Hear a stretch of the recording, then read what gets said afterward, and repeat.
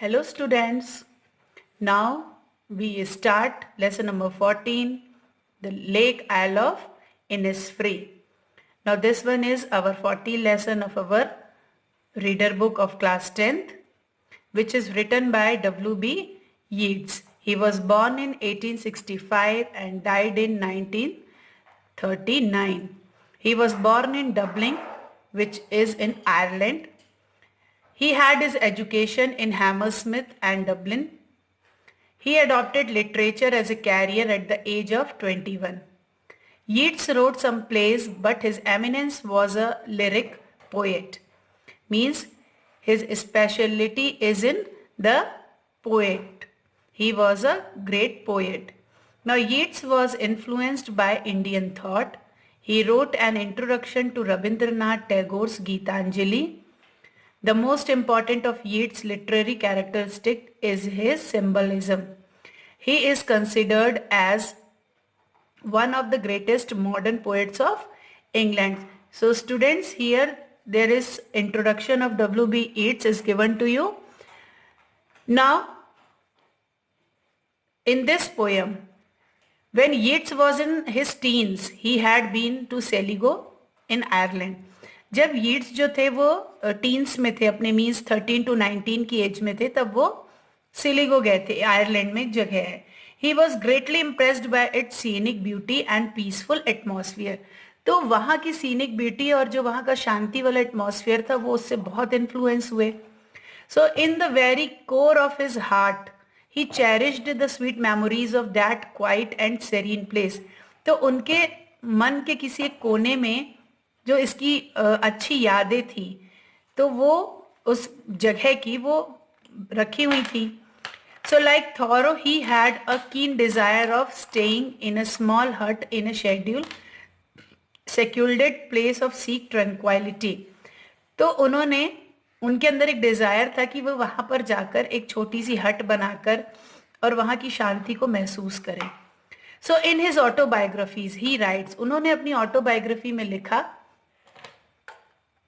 that I had still the ambition formed in Sligo in my teens of living in imitation of Thoreau on Innisfree, a little island in Lough Gill, and when walking through Fleet Street were homesick, I heard a little tinkle of water and began to remember lake water.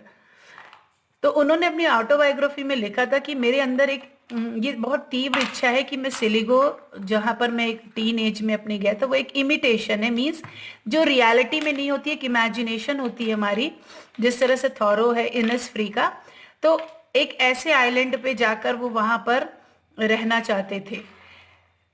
So from the sudden remembrance came my poem Innisfree. तो उस पुरानी याद का जो remembrance था, जो यादें थी, वो उनकी इस पोएम इनिसफ्री में हमें देखने को मिलती है. Now, though Innisfree is an actual island in Sligo, it also symbolizes a utopia, a country of the mind. तो Innisfree जो है वो एक एक्चुअल आइलैंड है सिलिगो में, लेकिन वो सिंबलाइज कर रहा है यूटोपिया, जो एक हमारे माइंड में एक इमेजिनेशन चलती है उसके बारे में, which is devoid of all the fret and fury of the world in turmoil. जो पूरे संसार की जितनी भी हमारी भाग दौड़ है, टेंशन भरा जीवन है, उन सारी चीजों को पीछे छोड़कर जो लाइफ हम आगे जीना चाह रहे हैं. Now first of all students, I read this poem for you. I will arise and go now and go to Innisfree, and a small cabin built there of clay and wattles made. 9 bean rows will I have there, a hive for the honey bee, and live alone in the bee loud glade. And I shall have some peace there, for peace comes dropping slow, dropping from the vales of the morning to where the cricket sings. There midnights all a glimmer and noon a purple glow, and evening full of the linnet's wings.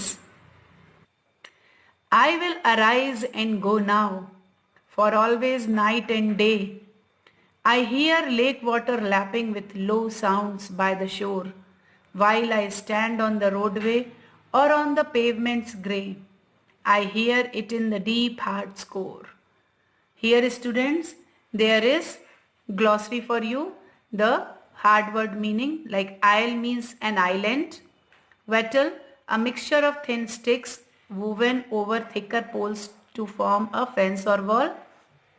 Cricket, a small brown insect, and linnet, a small brown singing bird. Now before explaining the poem, I explain you the rhyming scheme of that poem is, as you see here, the last word of the first line is rhyme with the last word of third line, and the last word of second line is rhyme with the last word of fourth line, like Innisfree, honeybee, mate, glade. Same here, slow, glow, sings, wings. So the rhyming scheme of that poem is A, B, A, B, C, D, C, D, or in last paragraph, E, F, E, F. So I hope you would understand the rhyming scheme of that poem and how to read this poem.